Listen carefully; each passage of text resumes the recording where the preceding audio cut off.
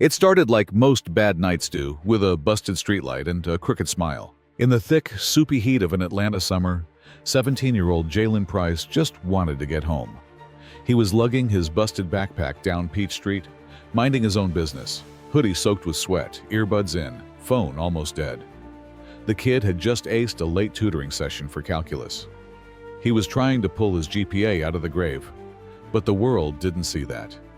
No, the world saw a tall, skinny black teen walking alone in a hoodie. And to Officers Harlan and Dorsey, that was reason enough. The cruiser pulled up slow, predatory. Siren didn't flash. No megaphone, no warning. Just the kind of quiet roll-up that made your gut twist. The windows creaked down, and Harlan leaned out, all buzzcut and beer belly. "Yo, what you doing out here, boy?" Jalen tugged out an earbud. "Just walking home. You looking to cause trouble?" That was Dorsey, already unbuckling his seatbelt. His tone had that flavor, like he already decided how this night would go. Jalen blinked. "Sir, I'm—" Before he could finish the sentence, the doors swung open and they were on him. Dorsey grabbed his arm like it owed him something. Harlan snatched his other wrist. "Don't resist," they barked, even though he hadn't moved. His backpack hit the ground with a thud, books spilling out. Jalen's mouth opened in shock, but no sound came out. His voice trapped under a tidal wave of disbelief. The cuffs clicked too tight. His knees hit concrete. "You fit the description," Harlan muttered, even though there hadn't been a report. No call, no crime, no nothing, just suspicion soaked in sweat and bias. A neighbor across the street cracked their curtain. The light flicked off 2 seconds later. They knew better. Everyone knew better. Jalen's heart pounded against the cage of his chest. His mouth was dry, and the Atlanta air didn't help. It pressed in, heavy, humid, full of the kind of stillness that comes right before something breaks.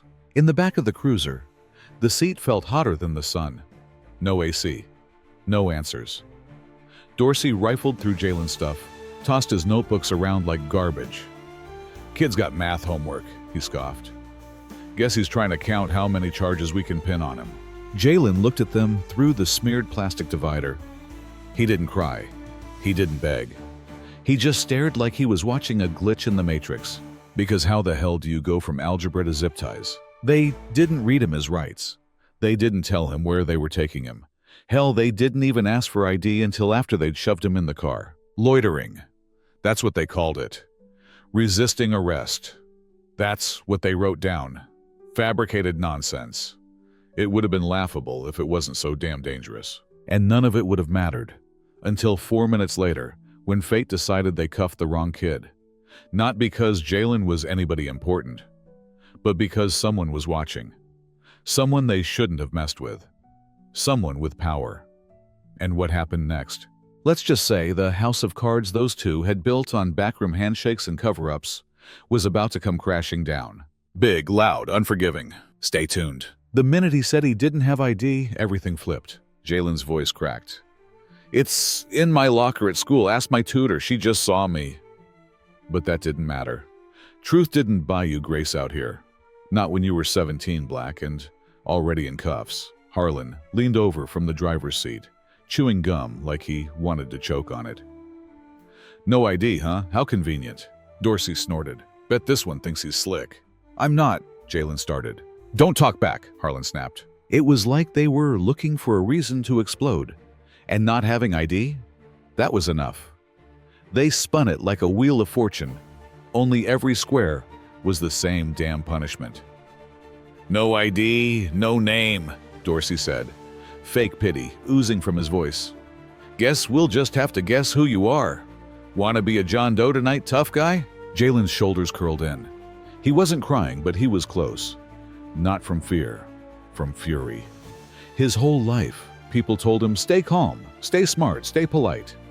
But none of those things were working now.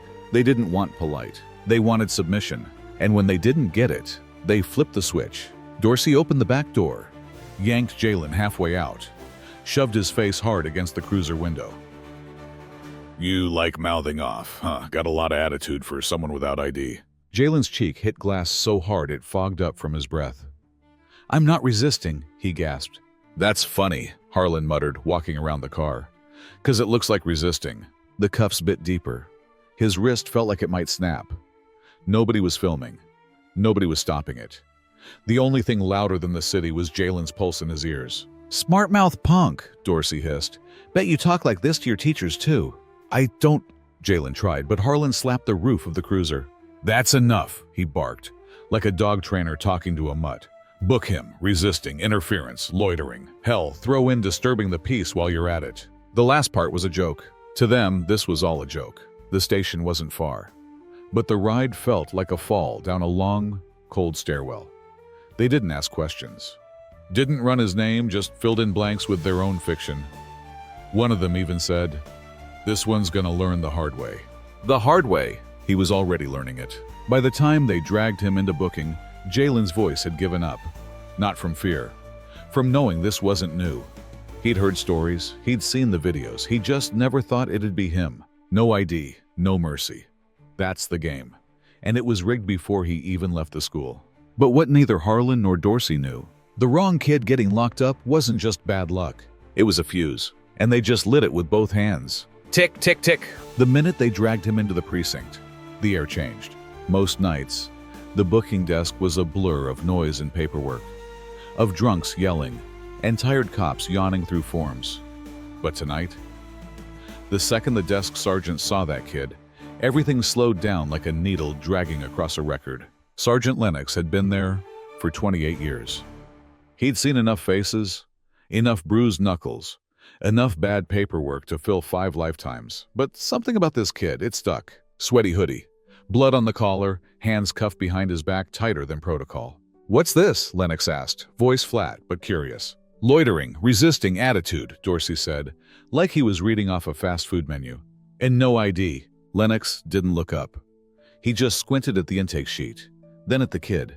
"You sure about that?"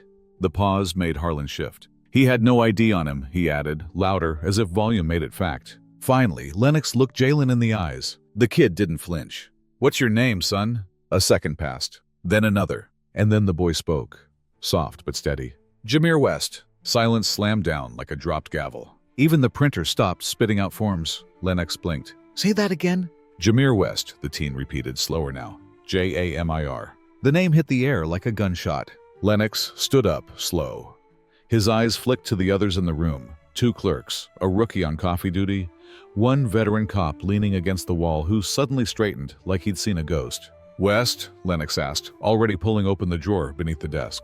Dorsey shifted. "What, that means something?" Lennox ignored him, pulled out a manila folder with a red sticker on the front. The rookie whispered to the clerk, "Ain't that the judge's name?"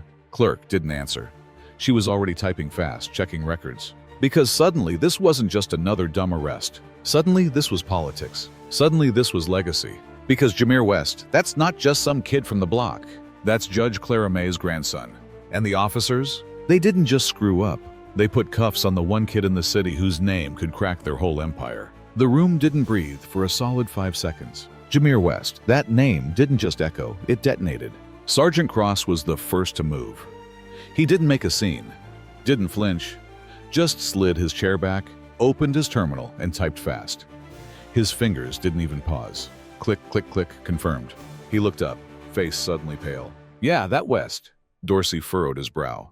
"What's that supposed to mean?" Cross didn't answer. He just stood up, stiff, and walked to Lennox's side, muttering low, but clear enough for the room to catch, "Only son of Mayor Evelyn West, heir." Harlan's jaw clenched. "You serious?" "You tell me." Cross shot back, eyes sharp. "Because if you just ran up on our kid without ID or probable cause, and slammed his face into a cruiser, then yeah, I'd say we got a goddamn situation." The rookie at the printer took 2 steps back, like the floor was cracking under him. Everyone in that precinct knew Evelyn West.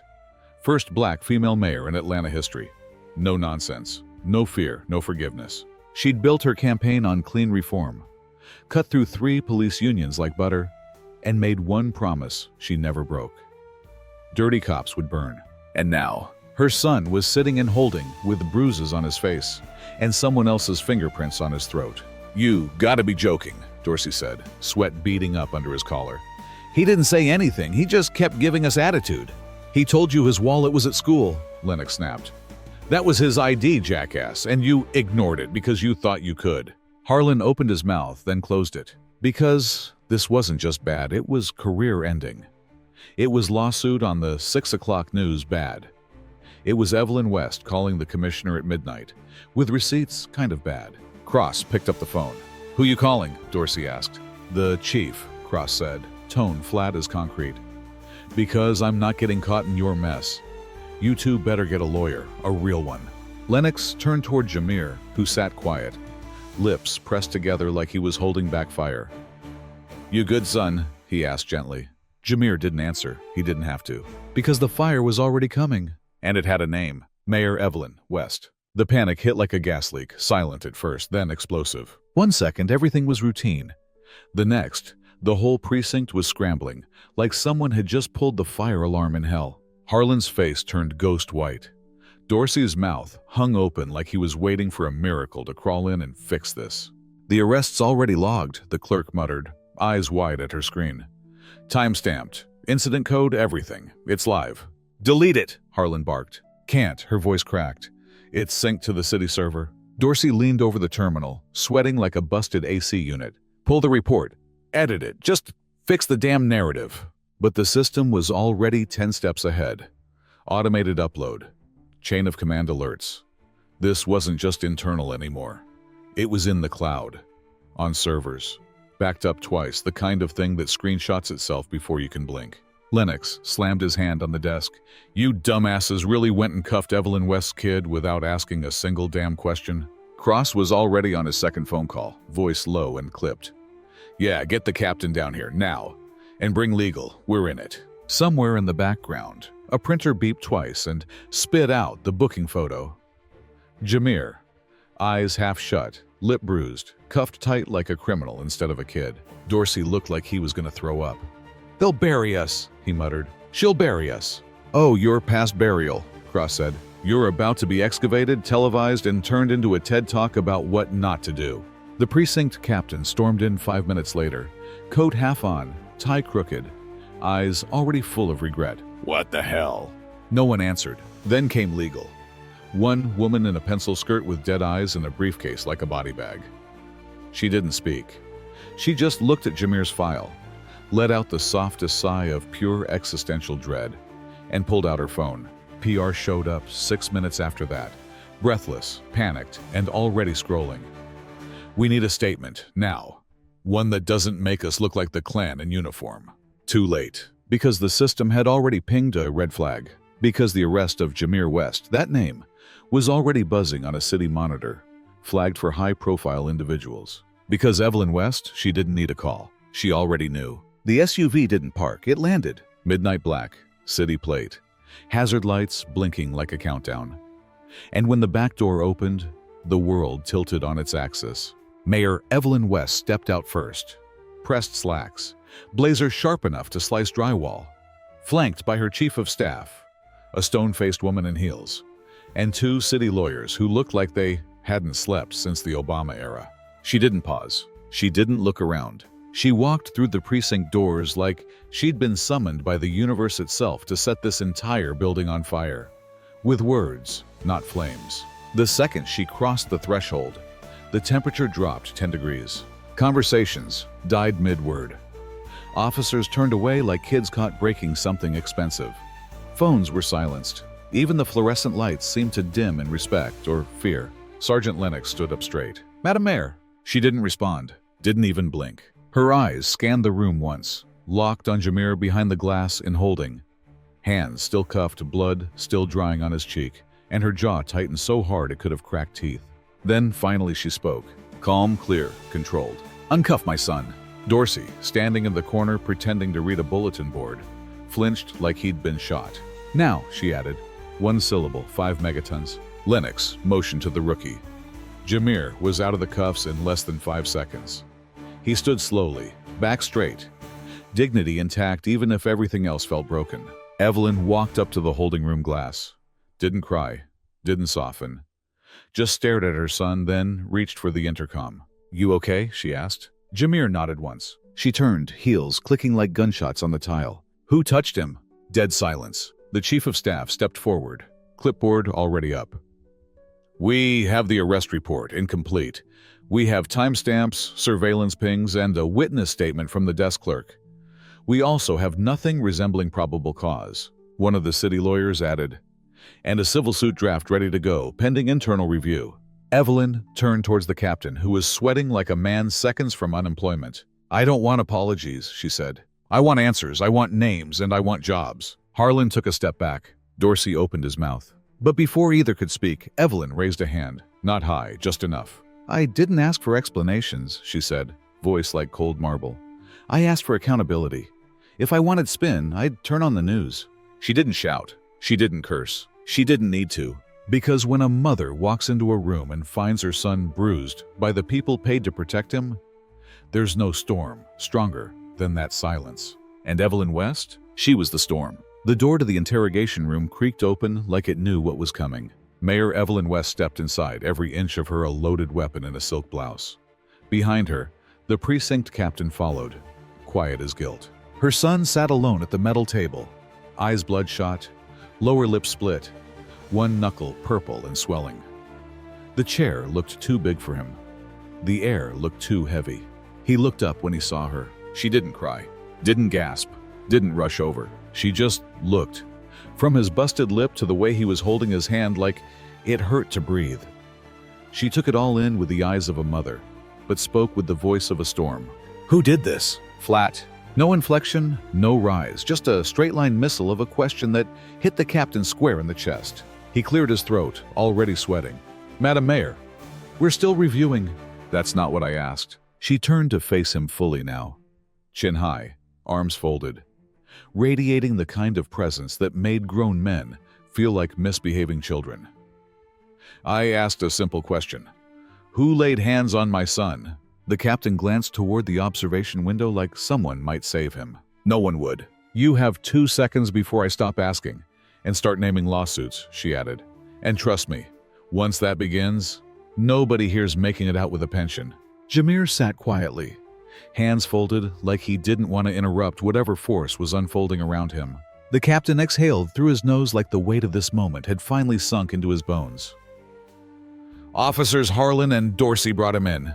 Did they report use of force? No. Did they document injury? No. Did they think no one would notice?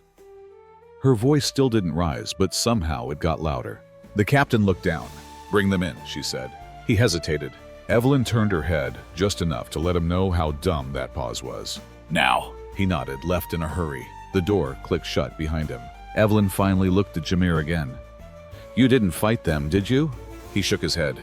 She nodded once, like she'd already known. Like she was only asking so it'd be on the record. You're strong, she said softly. And now they're gonna find out exactly how strong your mother is. He smiled just barely through the busted lip, because the fire was here now, and it had her name on it. They pulled the footage like it was a live grenade. Internal systems, time-stamped, chain of custody intact, no editing, no excuses. The captain brought the USB to a small monitor in the back conference room, hands trembling just enough to be noticed. Evelyn West was already seated, arms crossed, eyes dead calm. The screen flickered on. There was Jameer, grainy but clear, walking down the street. Nothing in his hands, no wild gestures, no shouting. Just a kid going home with a book bag dragging from one shoulder. Then the cruiser rolled up. Harlan barked first. Where you think you going, hood rat? Evelyn didn't move. Dorsey got out second, grabbed Jameer by the arm, yanked him off balance, slammed him chest first onto the hood. Jameer yelled something, blurred under the mic feedback, but it wasn't aggressive. It was scared. Then came the shove. Dorsey, full body weight into Jameer's back, unprovoked, unjustified, violent. The captain winced as the moment played out. You resisting? Harlan shouted on screen. Didn't ask what you were doing, boy. Jameer's voice muffled. I'm not resisting. Then the sound of cuffs. Tight, rough. No Miranda rights, no warning. Just rage dressed up in a badge.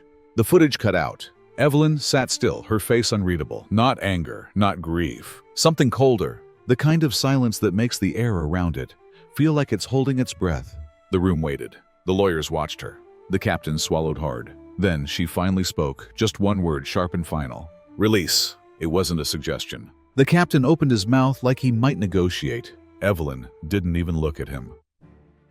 "My son leaves this building in 5 minutes," she said. "And if he's not out that door by then, I'll return, with cameras, subpoenas, and fire." The captain nodded fast, already moving. "And Evelyn?" She stood, smoothed her blazer, and walked to the window without saying another word. Because her message had been received, loud and crystal clear. By the time Jameer stepped out of the precinct, the dominoes had already started to fall. Harlan and Dorsey were yanked off duty with a formality so fake it barely stuck.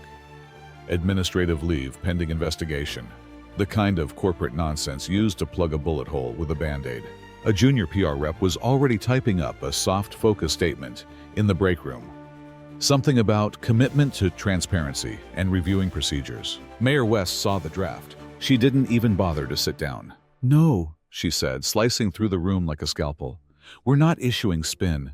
"But ma'am, we're issuing justice." She didn't want a press release. She wanted names. She wanted process audits. She wanted body cam logs for the last 6 months, and a full breakdown of civilian complaints buried in the system like landmines. Then she called her chief of staff. "Press conference," she said, "front of City Hall, 1 hour. No hesitation.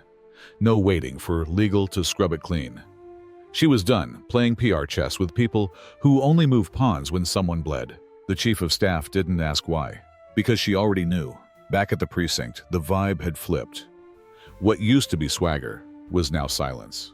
Nobody was laughing. No one was making jokes about just another arrest. Everyone suddenly remembered they worked under a mayor who didn't bluff. And when Evelyn West said she was speaking, you listened. The captain stood by her office door as she passed. "Mayor," he started. She didn't break stride. "You'll get your chance to talk," she said. "But the city's watching now." And then she was gone. Out the door. Into the storm. To make the city watch. The podium was flanked by flags, reporters stacked like dominoes, microphones clawing for position. Mayor Evelyn West stood dead center. No teleprompter, no script, just truth and fire. The cameras rolled live, every local station, a few national ones. Social media feeds exploded before she even spoke. "Yesterday," she began, voice steady but electric, "my son was arrested." A gasp rippled through the crowd. No ID, no warning, no crime, just a black boy walking home. She let that sit. Long enough for it to sting. "I'm not here to ask for sympathy," she said. "I'm here to demand accountability." She held up a folder, thick, labeled, color-coded like a war plan. "In the last 3 years," she continued, "Officers Harlan and Dorsey have been the subjects of 19 separate citizen complaints." Gasps turned into murmurs. Excessive force, verbal abuse, racial profiling.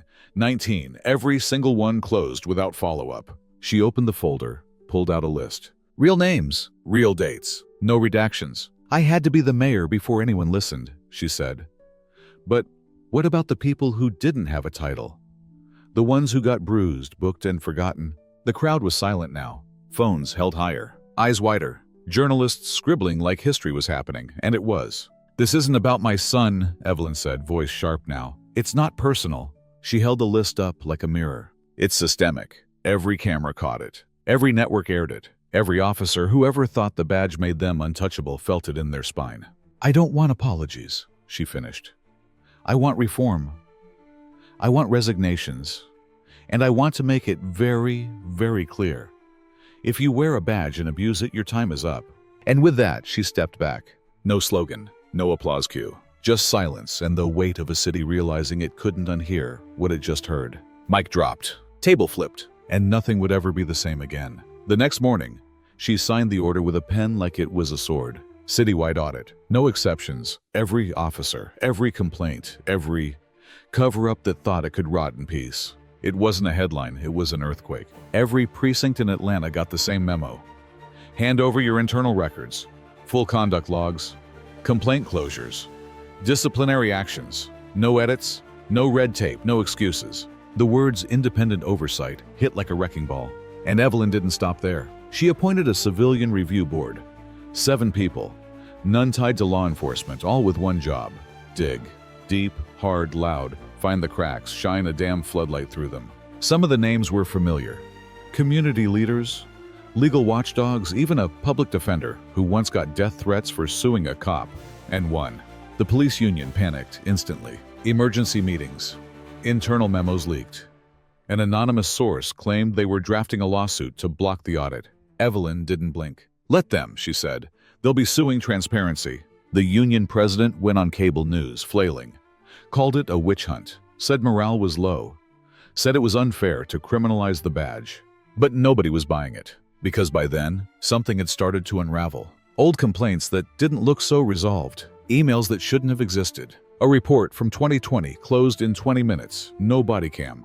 No supervisor sign-off. A whistleblower stepped forward. Then another. Then another. And suddenly, this wasn't just about Jameer anymore. This was about everyone who'd ever been silenced, bruised, or gaslit by a system that said, "We'll look into it," and never did. The curtain was lifting. And what was behind it was rotten as hell. It started as a whisper.